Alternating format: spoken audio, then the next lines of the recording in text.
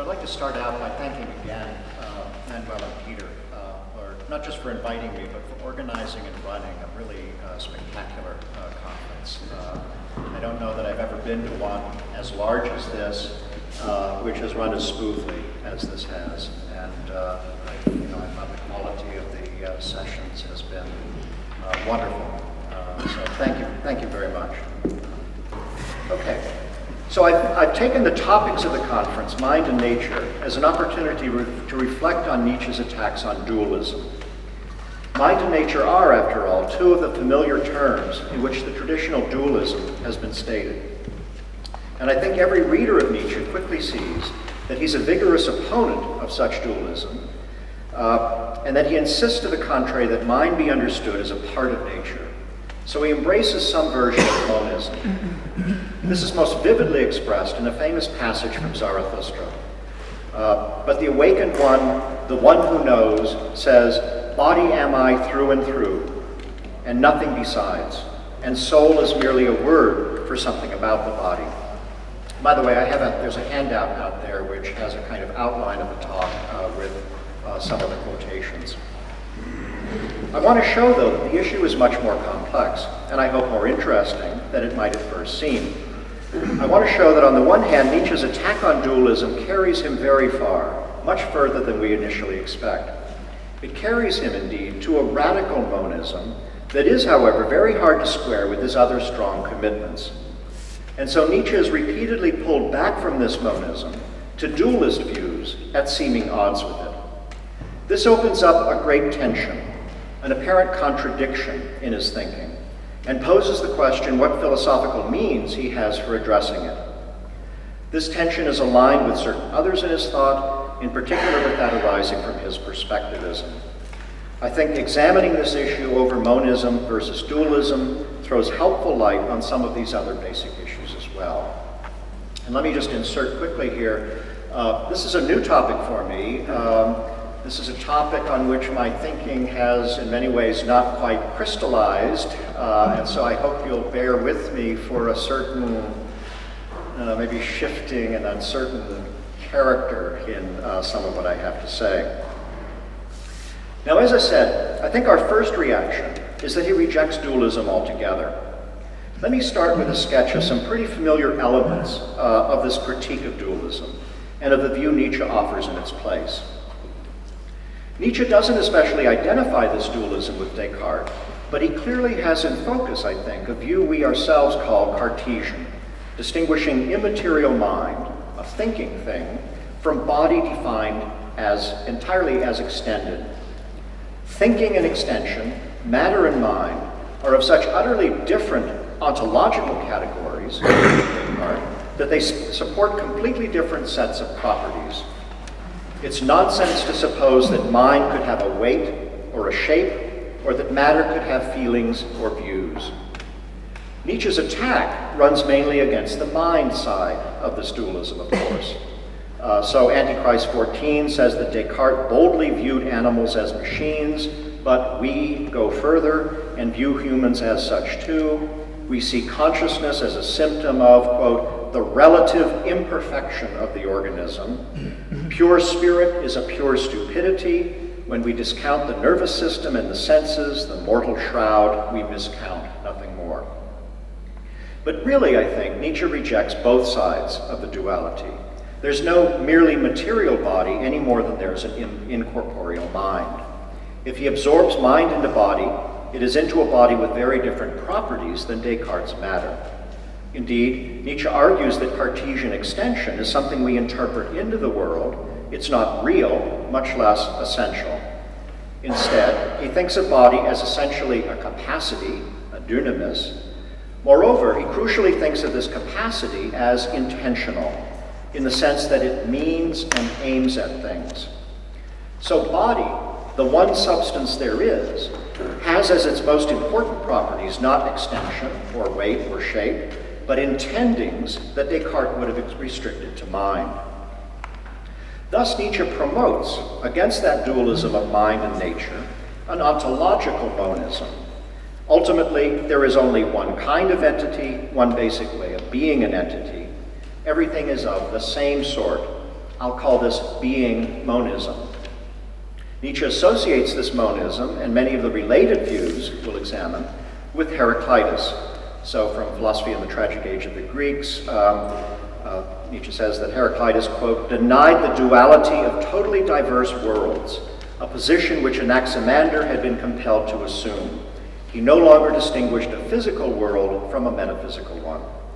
I'll point out these connections at various points, these connections to Heraclitus at various points as we go.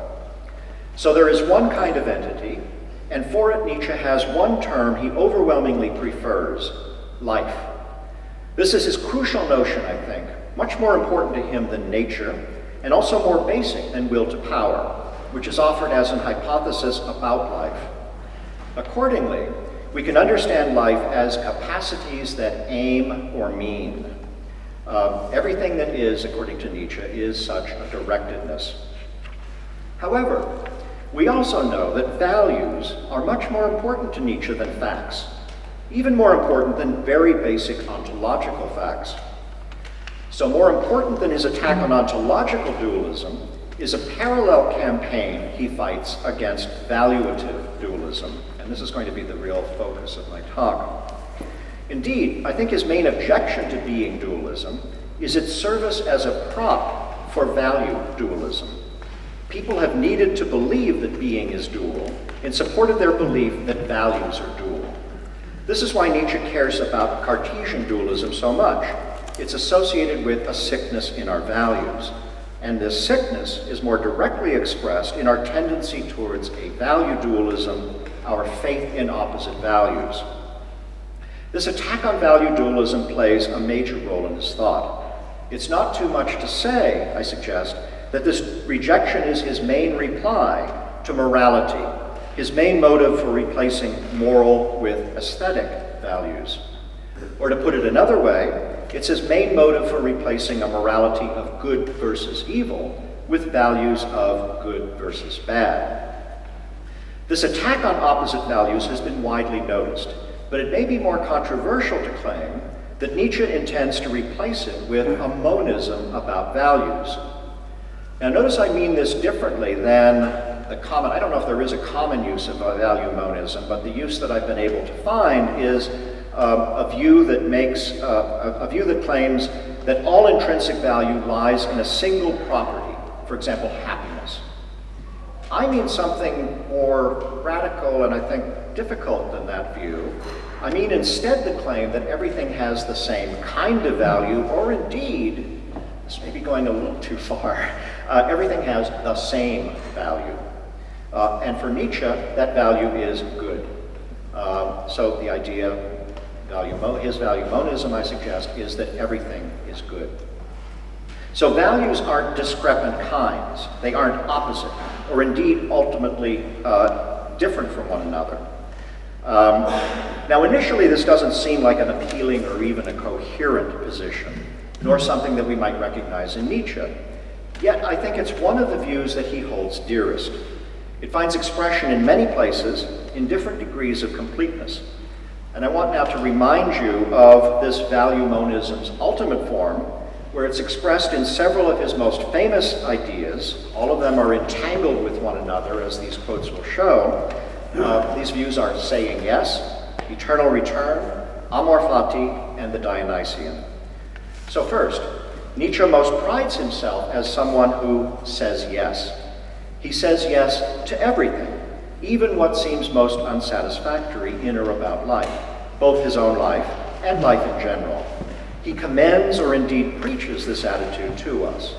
This is Zarathustra's identity, to be the ultimate yes-sayer, quote, the opposite of a no-saying spirit. That's from Ecce Homo. And Nietzsche often presents himself so. In Gay Science 276, he presents this as his New Year's ambition, his New Year's resolution. I want to learn more and more how to see what is necessary in things as what is beautiful in them. Thus I will be one of those who make things beautiful. And then there's a sentence about amor fati. I do not want to accuse. I do not even want to accuse the accusers. Let looking away be my only negation. And all in all and on the whole, someday I want only to be a yes-sayer.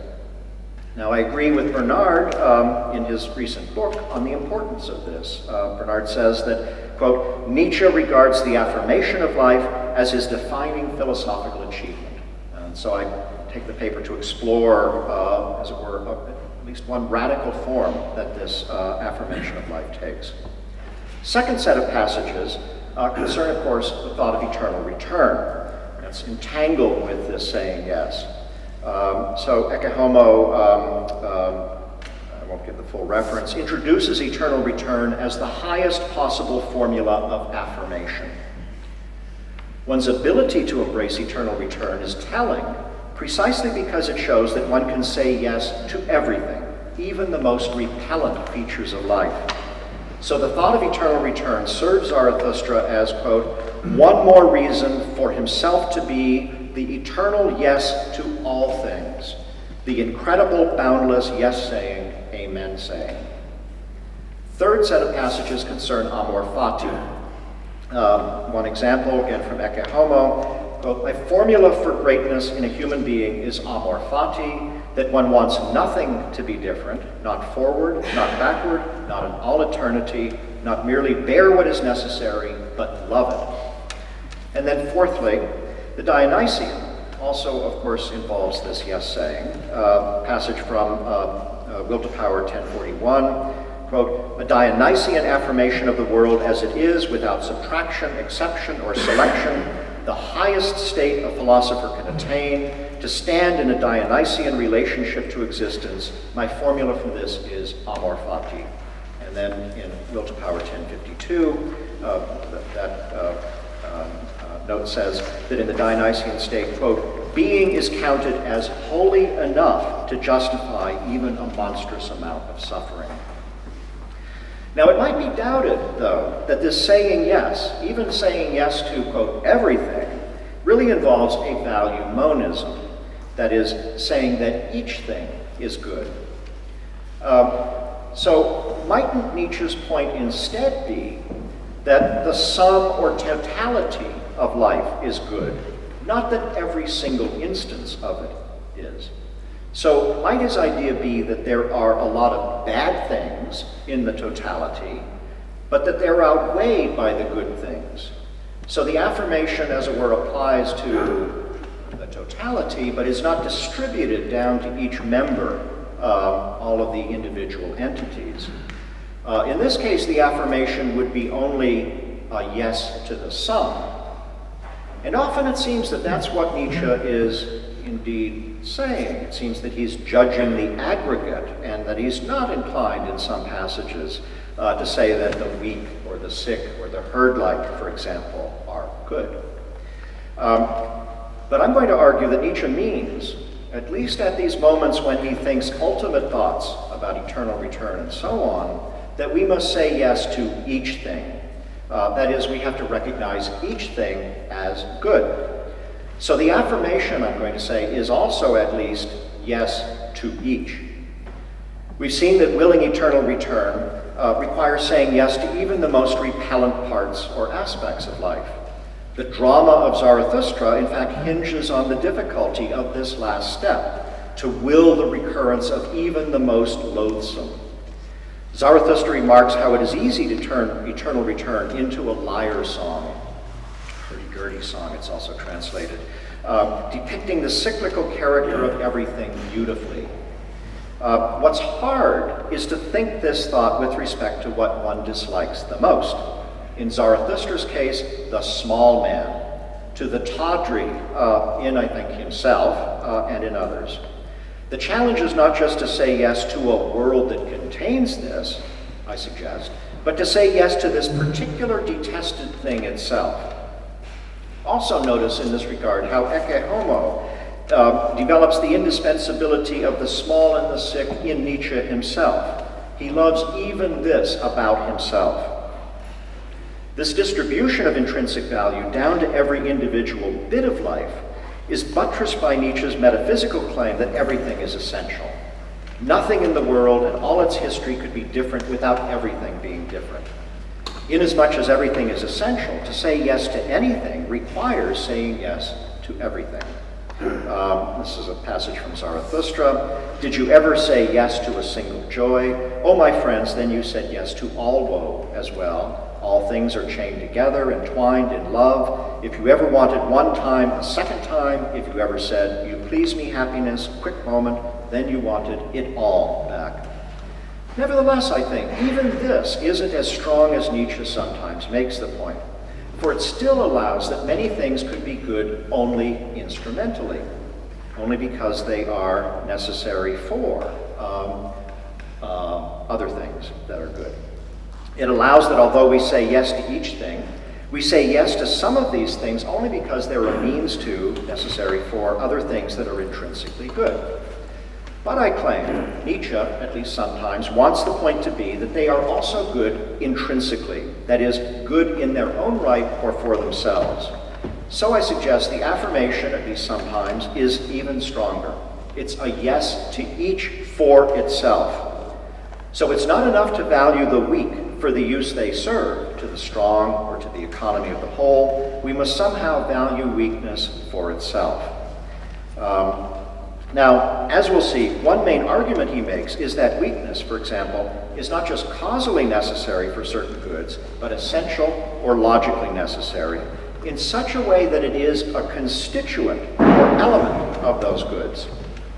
Now, notice that even that still leaves these things' goodness dependent on an argument from the goodness of the more encompassing things. And I don't think that Nietzsche is always content even with that. It's not clear that weakness would be intrinsically good in this case, where it's good as an element in a larger situation. So look at Will to Power 293.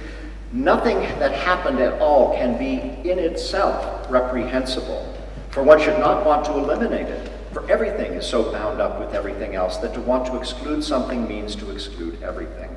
A reprehensible action means a reprehended world. And sometimes the point is that everything, at least everything alive, is in and by itself holy, and in some sense of equal value. As Zarathustra's animals put it, the center is everywhere. That seems to me to articulate the idea that everything is of equal value. Now, these ideas bring Nietzsche into harmony with certain mysticisms and pantheisms.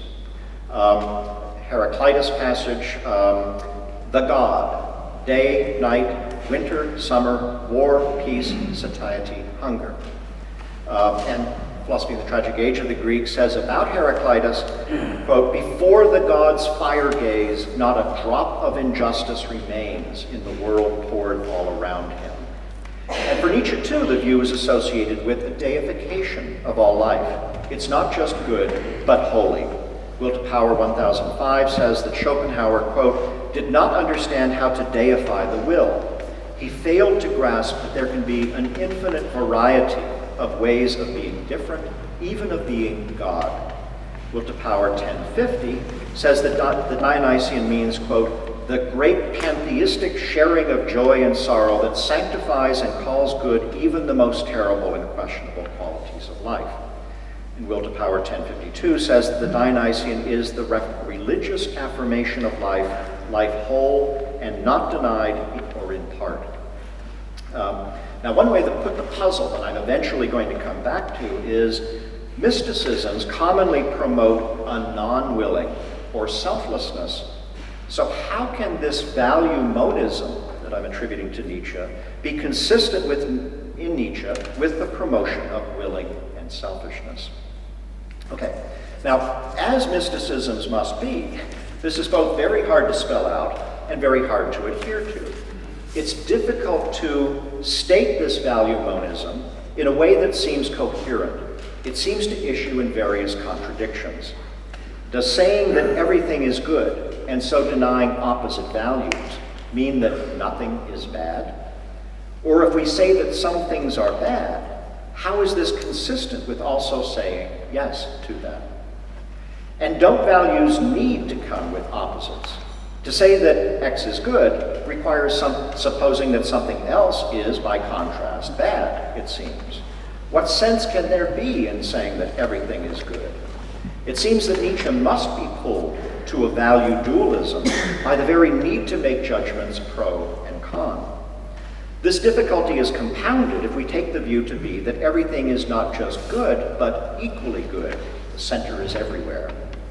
For in this case, not only can't we distinguish some as good and others as bad, but we can't even make distinctions among but we can't even make distinctions among the good. We can't rank the good. We can't make up for the loss of the contrast term bad by shifting to the idea less good. This makes it harder to see how the all-affirming stance is consistent with valuing at all, since valuing, it seems, involves making distinctions. Moreover, further complication, some bits of life are themselves cases of saying no. So when we say yes to everything, it seems we are also saying yes to saying no. This calls into question in what sense Nietzsche can be commending to us saying yes rather than saying no. Isn't he in effect saying yes to saying yes, but saying no to saying no, hence not universally affirming after all? So there are these various puzzles, I think, that are wrapped up in this idea. Moreover, Nietzsche will be the first to say that living requires not just saying yes, but also saying no.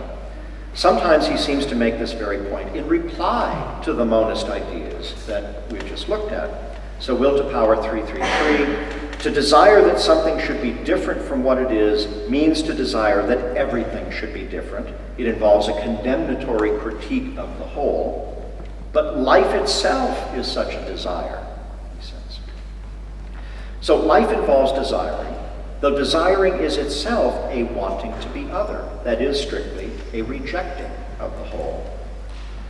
Life indeed requires us not just to say no, but even to hate and fight against some things, as Nietzsche himself obviously did, and so to say a very emphatic and vehement no. Indeed, when the Dionysian stance loves destruction, it loves the most violently practical way of saying no. So how can that value monism be livable or even coherent? Once Nietzsche makes value monism require so very much, as he does in those thoughts about universal affirmation, he sets a lower standard for a value dualism, which it's very difficult then for him to avoid falling into. Now, Nietzsche himself is well aware of the apparent discrepancy between his claimed identity as the ultimate yes-sayer and his constant devastating attacks and critiques. Ecce homo, quote, I obey my Dionysian nature, which does not know how to separate doing no from saying yes. Nietzsche, more acutely and aggressively than any of us, wants to bring out valuative differences and distinctions, ways that some things fail and fall short of ways they might and should be. Indeed, one of these, as noted, is his very attack on value dualism.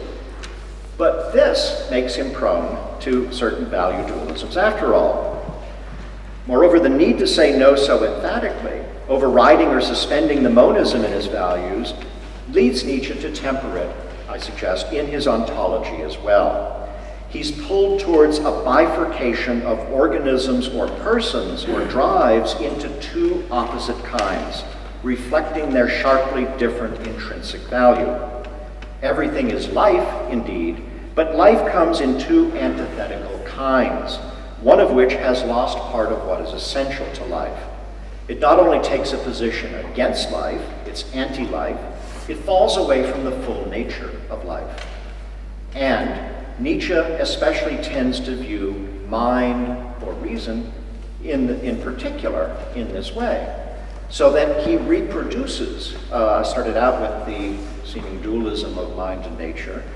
What I'm suggesting now is that he replaces, he as it were repeats this dualism in some of his thoughts in the valuative realm. He reproduces a version of the mind-nature dualism after all, by making mind a principle contrary to life. So he bifurcates into active, reactive, healthy, sick, weak, strong, as if they are distinct kinds of persons or organisms. And of course, we find this tendency of Nietzsche's to bifurcate in many other places as well, beginning with the Apollonian Dionysian distinction, also in the master-slave distinction, and so on. In many such cases, he uses bifurcation to express a kind of fervor or even fury that's comparable to the moral denunciations he criticizes. This dualist tendency is most active where Nietzsche offers his values most shrilly, which is in The Antichrist. I have a long quote I think I won't read, but it's from Antichrist 18, condemning the Christian idea of God. The problem then is to explain how Nietzsche can be at once the person who says yes to life in general, and Nietzsche particular, and the one who is relentlessly and harshly negative in most of his appraisals, at once a value monist and a value dualist. Now, I think a first reaction to my sketch of this problem is that his real allegiance is to neither monism nor dualism, and that we should really see him as a pluralist. With respect to being, or what is, we remark his emphasis on the great diversity of different kinds of life and persons and social and historical settings. Similarly, with respect to values, Nietzsche thinks that the value of people comes in a great hierarchy of degrees, all the steps of the ladder he so often imagines. However, I think these pluralisms about being and value are really consistent with his monisms here. The great diversity of forms of life are, after all forms of life, the one fundamental kind of thing there is. And similarly, I'll try to show, for the great hierarchy or ladder of values, they are all ways of having the goodness that belongs to life. So the pluralism by itself, I think, doesn't pose a threat to my account of Nietzsche's monism. However, the pluralism may be associated with another doctrine that raises greater problems, and this is Nietzsche's so-called perspectivism. Sometimes it seems he gives authority concerning being, concerning values, to all, or at least to a great plurality of perspectives. He makes being and value perspectival, it seems. We might take him to exemplify this perspectivism in his own freewheeling way of articulating a great scatter of perspectives all by himself. So he sometimes expresses monist sentiments, other times dualist, other times pluralist. But the last, the suggestion may be, is also the view, the pluralist is also the view that he holds at the meta level. And so there's a kind of perspectival pluralism which embeds monism and dualism within it. Now, for these and other reasons, it may well seem that there isn't a serious question here as to whether Nietzsche is a monist or a dualist. But I want to persuade you that these are, indeed, two powerful tendencies or inclinations in him, one or the other of which finds expression in most of his most famous views. Okay, I'm now going to skip a section in which I come back to the topic of the conference and discuss the being monism, the critique of dualism of mind and nature. And I'm going to I want to focus now on one famous way that Nietzsche states his value monism, as an attack on opposite values. The most prominent locus for this is his critique of metaphysics in Beyond Good and Evil 2. This is a famous passage. Quote, "The fundamental faith of the metaphysicians is the faith in opposite values." And Beyond Good and Evil 2 goes on to say that, quote, "One may doubt first whether there are any opposites at all, quote, moreover it's possible that, quote, what constitutes the value of these good and revered things is precisely that they are insidiously tied to and involved with these wicked, seemingly opposite things, maybe even one with them in essence." This line of thought is developed in many other places, both later in Beyond Good and Evil and elsewhere. So Beyond Good and Evil 47, quote, "The dominion of morals. It believed in opposite moral values and saw, read, interpreted these opposites into the text and the facts." Zarathustra, the historical Zarathustra in Nietzsche's conception, was the inventor of the good-evil opposition, of the value dualism. And so, Thus Spoke Zarathustra is the story of his recantation of that dualism. This is a point that we find Nietzsche making from very early on. I have a passage from Human All Too Human, the very first section of it, which I'm going to skip over. I think it's clear that this rejection of opposite values is part of the complaint against the values of good versus evil, the kind of valuing he often calls just slave morality, and sometimes just morality. I think it's clear this rejection of opposite values, that part of his criticism of these values is directed against what they value, their content, but that some of it is also directed against how they value these contents. And of that formal part of his criticism of good, evil, morality, part is against the way good and evil polarizes or bifurcates the world. So when Nietzsche offers his own valuations of things as healthy or sick, as strong or weak, as high or low, I'm going to sum these as simply good and bad, he presumably means those contrasts not as opposite values. So I think we can take it that the sense in which Nietzsche denies that values are opposite is a key to the sense in which he rejects value dualism, hence to the way he's a value monist. So, just what does Nietzsche mean by his denial of opposite values? It seems a natural and obvious distinction in Nietzsche's voice, but what does it really consist in? What is it to have one's values as opposites? In what sense are good and evil meant as opposites, but Nietzsche's own values of good and bad, not? Now, not surprisingly, analysis shows, I think, that Nietzsche means a variety of things in his critiques of opposite values, in the various passages in which he treats this theme. I want to try to organize some of this variety. I'm going to arrange it from weakest to strongest, starting with the more obvious and ordinary things he means and building to the more radical and difficult. These weaker points, I think, are, as it were, the steps by which he tries to help us and himself up to the ultimate lesson. And when we get to the most radical sense, we will have arrived back at the strong value monism I surveyed before, and I'm then going to return to the question how Nietzsche can consistently or coherently hold it. Now, before proceeding to this catalog, though, I need to make a few background orienting points. I want to set to the side a couple of special issues that cut against the grain of the senses that I'll distinguish. So first, background point. These senses that I'll distinguish of having opposite values, a value dualism, are all ways of thinking about one's values.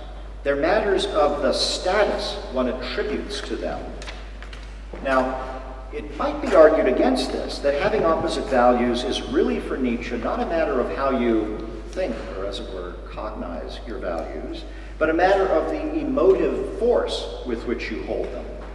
So, in the resenter's no, there's a special intensity of animosity towards his enemies.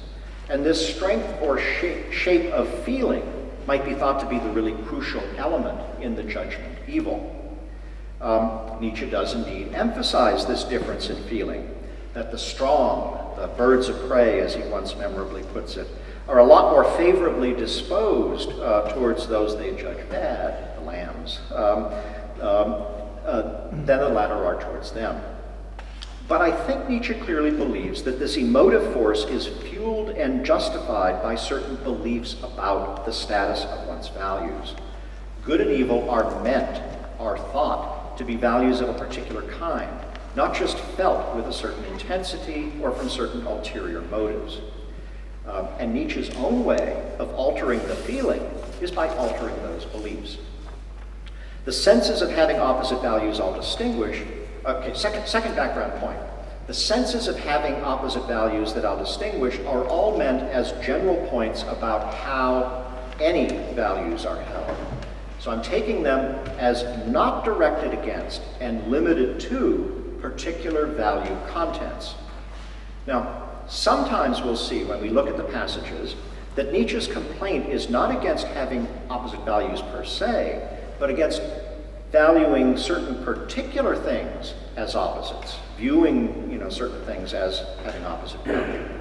It sometimes then seems to be more a critique of the good-evil opposition as it is widely held today, that these particular things called evil are in fact better, more valuable than those called good.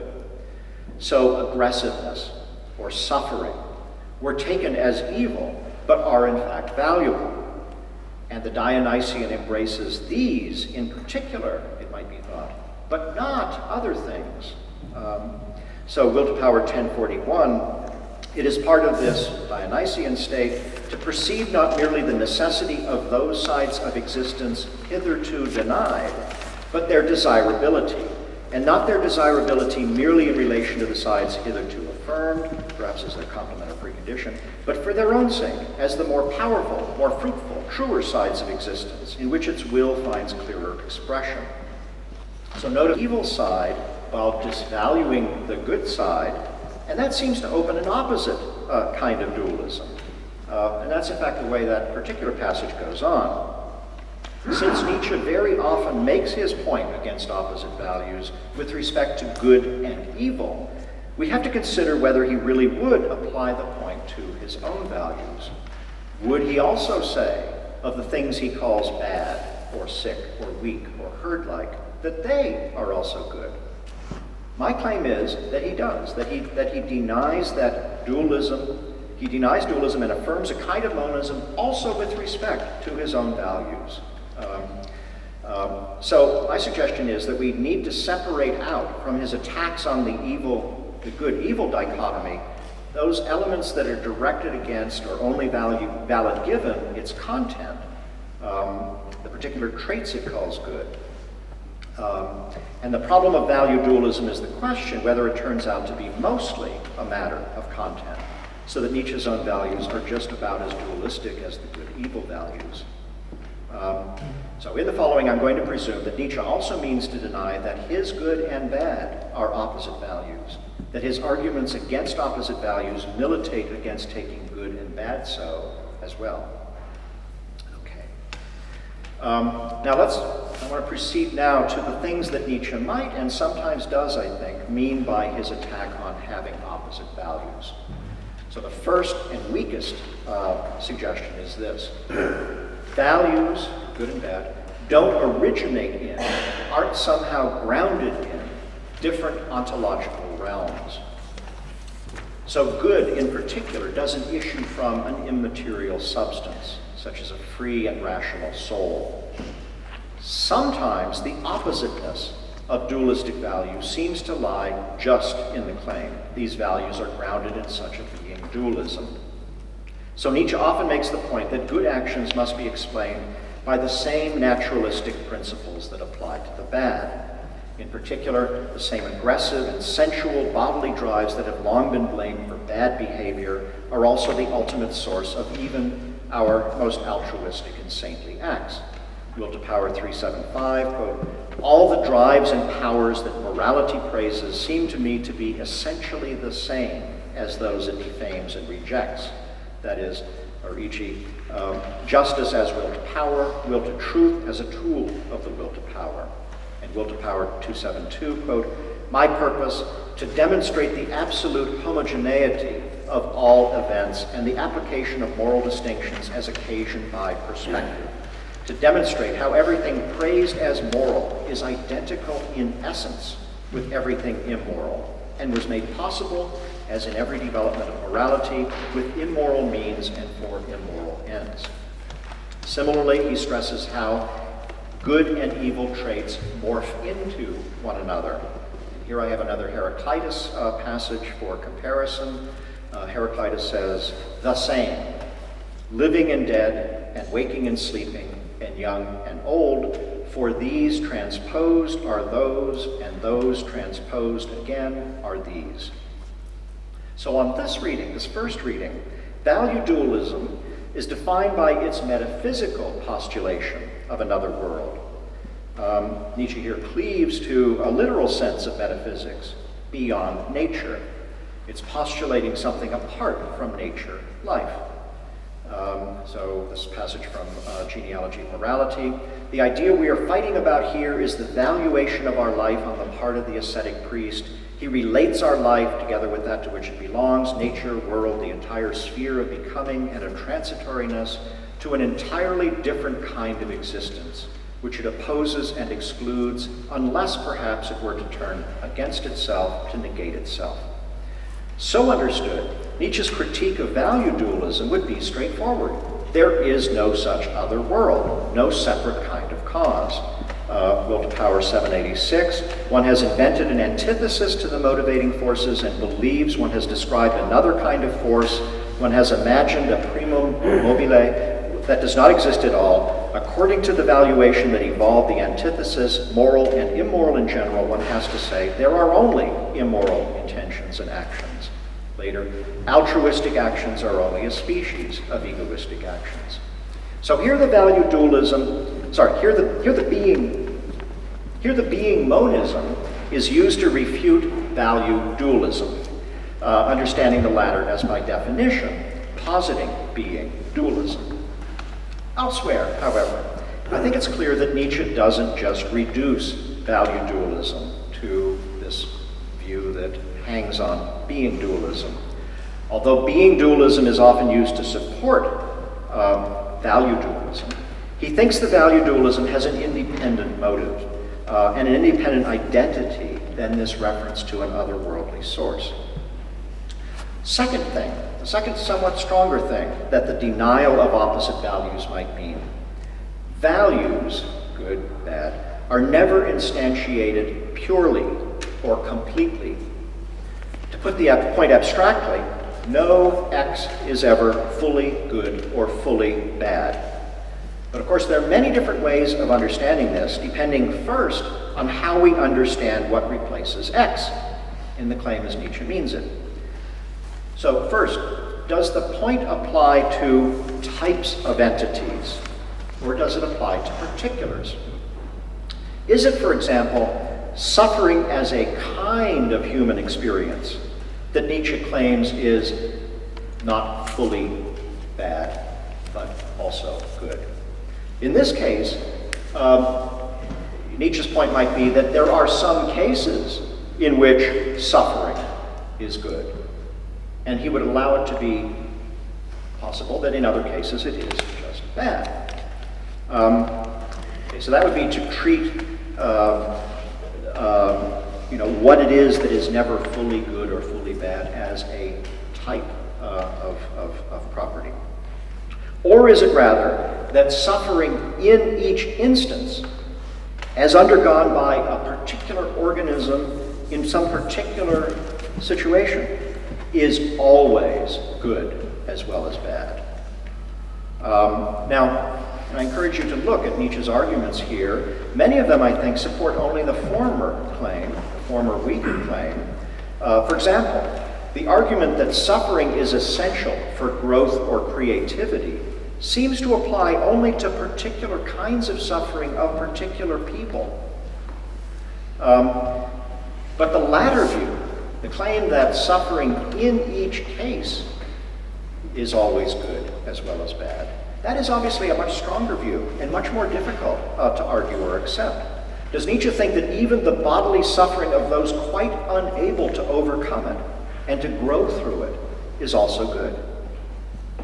Nevertheless, although harder to accept, it seems to me that Nietzsche does hold this stronger view, at least in these sort of transcendent moments in which he is a universal yes-sayer. Okay, second question that comes up about this way of understanding the denial of opposite values. What is the range or level of entities that the X applies to when Nietzsche says that no X is ever fully good or bad? Is it that no person is ever thoroughly good or bad? That would leave it open that some particular acts by a person could be thoroughly good or thoroughly bad. Or does the point apply also to particular acts, such as acting from pity, or experiences, such as a particular suffering? Again, it seems to me, if you look at Nietzsche's arguments, I think you'll see that many of them apply only to the weaker point, But it seems to me he is trying to drive us, steer us towards the stronger point. He wants the stronger point. It seems to me, wants to deny value purity all the way down. Okay, now, why, and then I'm going to actually skip over, I mean, there's a further number of distinctions about, try to examine what that value purity how it might be understood, whether it's a matter of,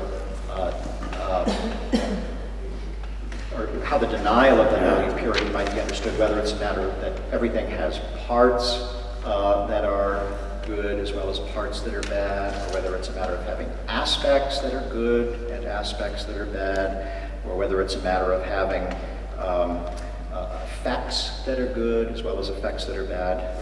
There are various ways, it seems to me, that the argument gets put by him. And I'm going to skip over this complexity. Why does Nietzsche think, or how does he argue, that there is no pure good or bad? Leaving out a perspectivist argument, I think there are two main reasons. First is, an entity, a person, a drive, an act, is never completely good or bad because each depends practically on being the other in some way. So Will to Power 351 says against what he calls the hemiplegia of the good man, who separates off one side of various dualisms and insists on just it. Quote, "One is good on condition one also knows how to be evil. One is evil because otherwise one would not understand how to be good. Whence then comes the sickness and ideological unnaturalness that rejects this doubleness, that teaches that it is a higher thing to be efficient on only one side? Whence comes the hemiplegia of virtue, the invention of the good man? This unnaturalness corresponds then to that dualistic conception of a merely good and a merely evil creature."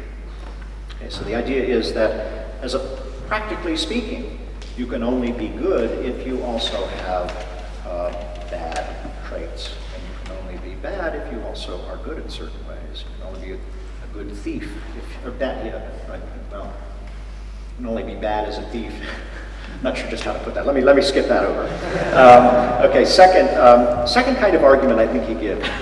Nothing, no person, drive, or act, is ever completely good or bad because it inevitably has opposite effects on different organisms or people.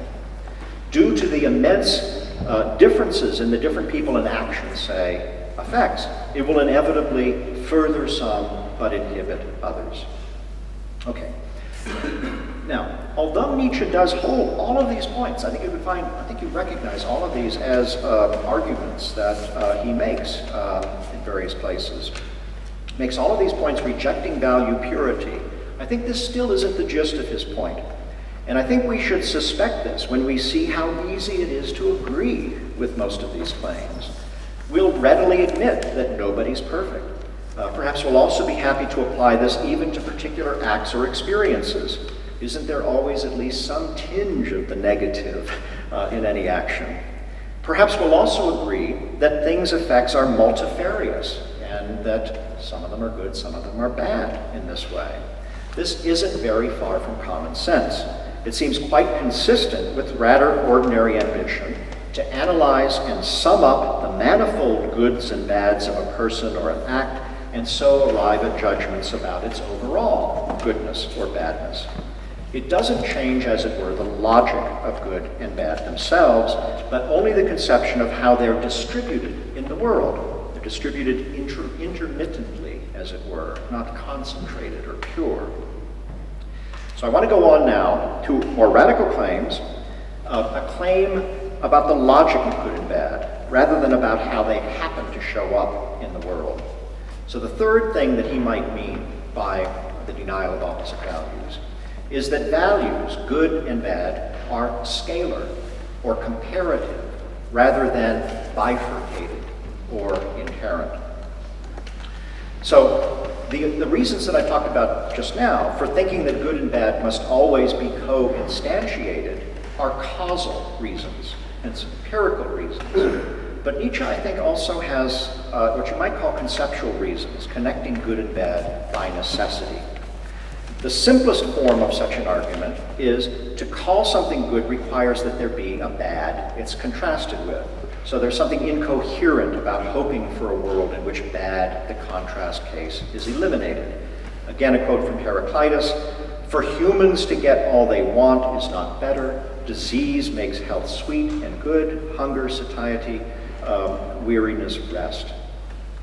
Quote from Nietzsche, Will to Power 351, "It takes good and evil for realities that contradict one another, not as complementary value concepts, which would be the truth.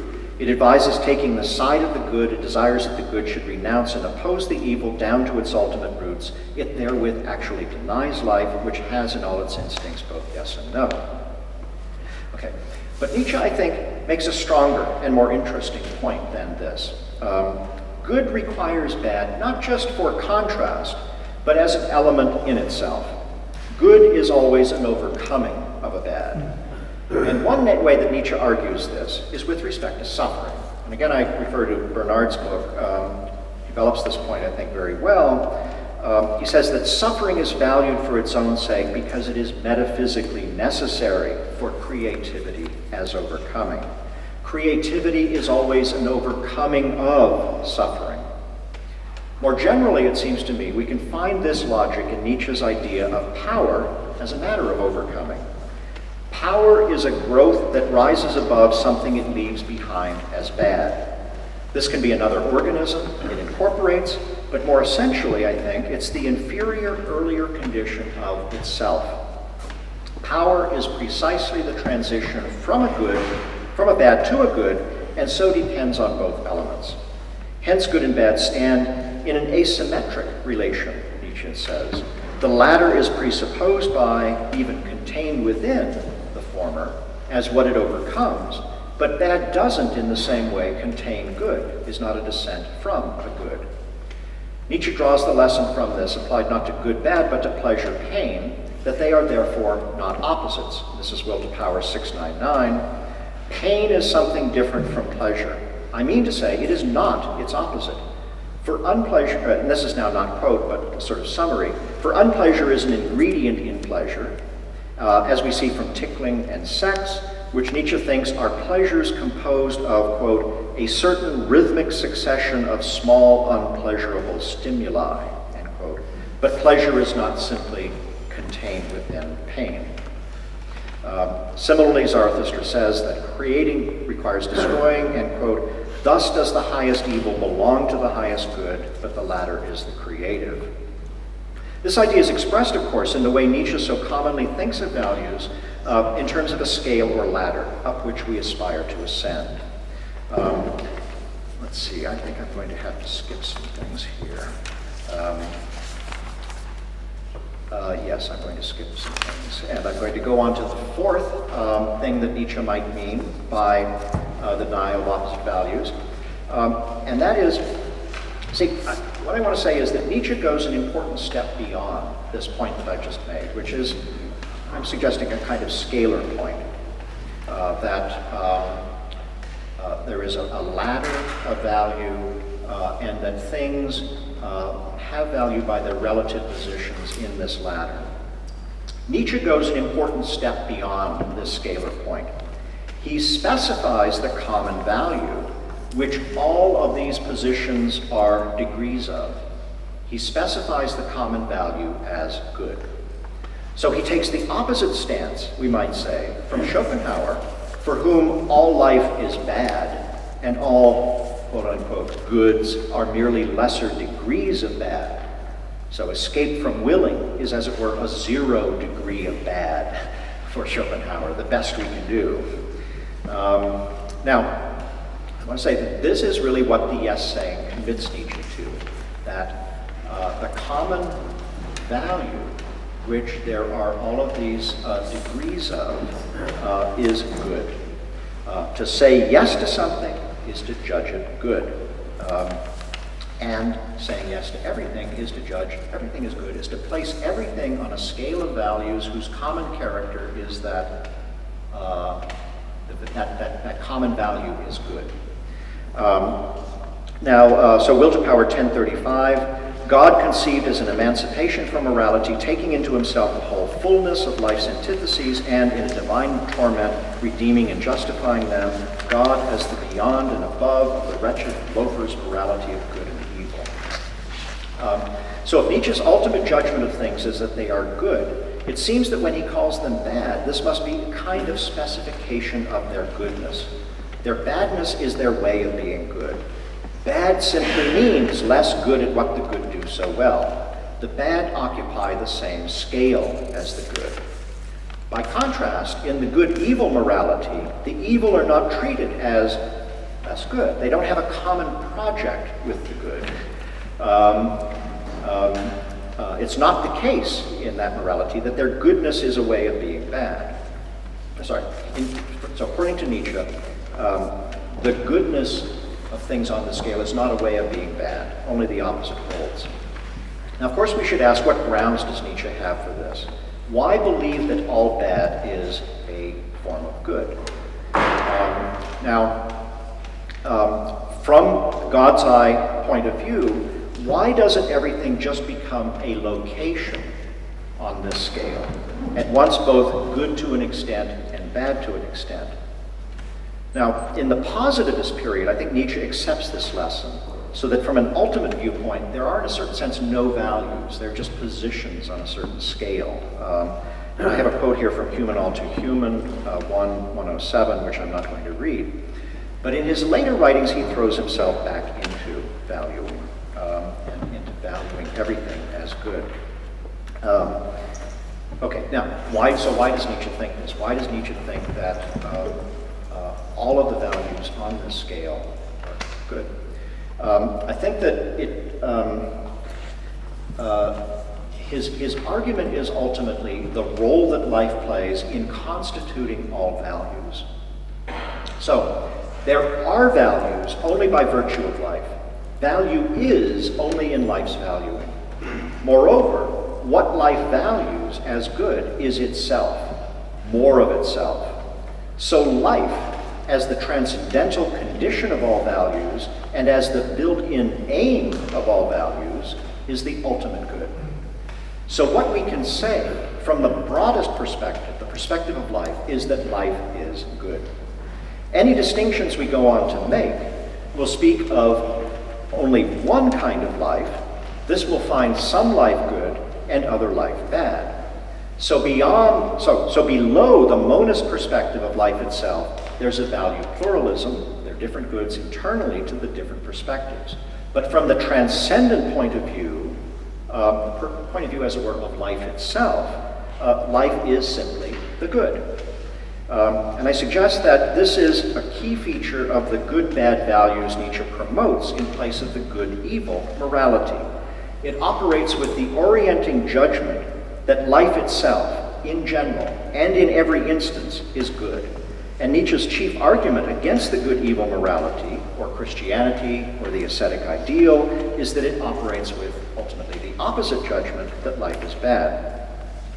Now, there's still a question, why this universal yes doesn't collapse the scale of values altogether and lead to a blanket or monochrome affirmation. Can Nietzsche really reconcile, harmonize this universal yes to the idea of a comparative scale and its determination of one direction or relation as bad? How can we affirm universally, yet still say no? How can bad be a degree of good? We know that Nietzsche is extremely ready to say no. His work is not a universal yes saying.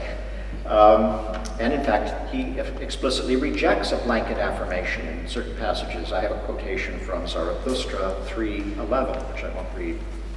So the question is, how can Nietzsche say yes to life, not just in the aggregate, but also in every individual, but also go on to say no, that is, disvalue, evaluate as bad so many things? How can he consistently disvalue anything? This is what I want to address in the last section, which I'm going to have to skate through very quickly. So my suggestion is that Nietzsche has two strategies for responding to this problem. The problem how he can at once affirm everything as good, yet on the other hand, make valuative distinctions and say no to many particular things. Now, a first possible answer is this, that Nietzsche simply passes back and forth in these different passages between two perspectives. On the one hand, a transcendental perspective that sees life as ultimate value. Secondly, a perspective within life, his own perspective, that disvalues many kinds of life. So another passage from Heraclitus, a famous passage, I guess it's not supposed to be Heraclitus' own words, but an approximation. For God, all things are beautiful and no valuing. We occupy the transcendent perspective, but then we throw ourselves back into life and into the internal yes and no valuing required for living. Okay, now I have passages to show that he does in fact think of that transcendent perspective as a perspective, and that he thinks of it, he sometimes describes it as a temporary perspective. Okay, so one way to accommodate the dualism is to say that the monism is offered from a God's eye, supra-perspectival position. The dualism is offered from within Nietzsche's personal view. Okay, but as it stands, I think we have to notice that this reading of Nietzsche performs a bifurcation of his position into two views that don't affect one another. The transcendental yes-saying approves of the within life saying no, but it doesn't affect how we say no or what we say no to. So it is in this respect at least odious. It turns no wheel. The transcendental yes-saying doesn't affect the way in which we say no within life. Surely that can't be so. Nietzsche surely wants to improve the ways that we judge yes and no within life by virtue of that monist insight. Now, I think there are resources to begin to answer that challenge already within the perspectival position itself.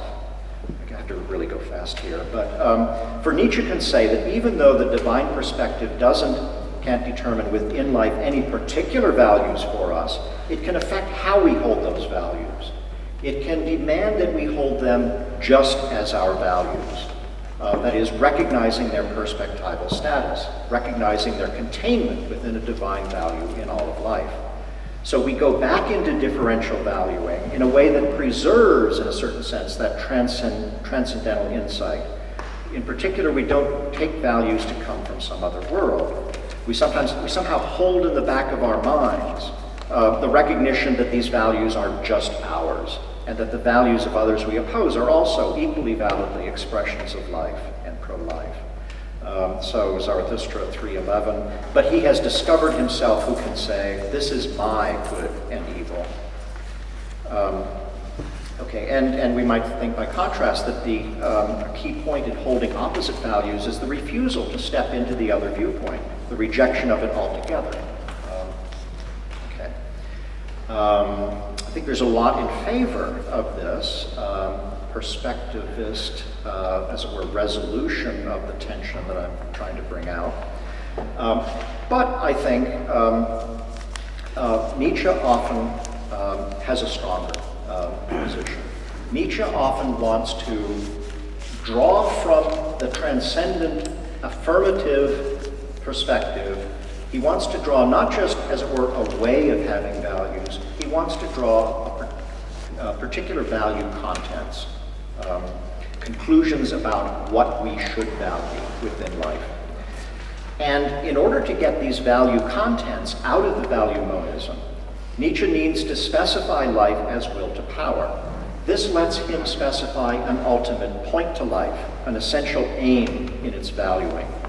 And this lets the monism deliver a value content that can then be used as a standard in evaluating particular cases of life. So now, particular values are not just my point of view, and the only virtue is not just recognizing that status. Now values can be judged by how well they serve life's ultimate end, which is power. Life as will to power can be graded by the goal of power. Does a particular organism will power effectively? What degree of power does a particular organism achieve? So the individual, Nietzsche, is able to take the point of view of life and make differential values differential judgments on its behalf.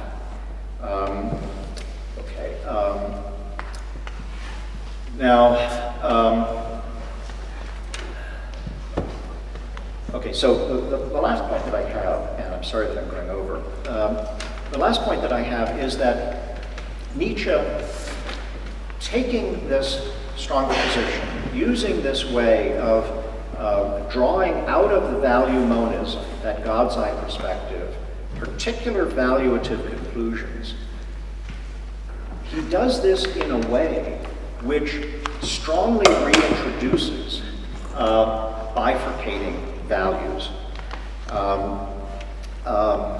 He does this in a way, see, the suggestion is one could do it in such a way that one gets then simply the kind of scalar values that I was talking about before. But that's not how Nietzsche often Nietzsche extracts values from the value monism, which have this more bifurcating and dualist character.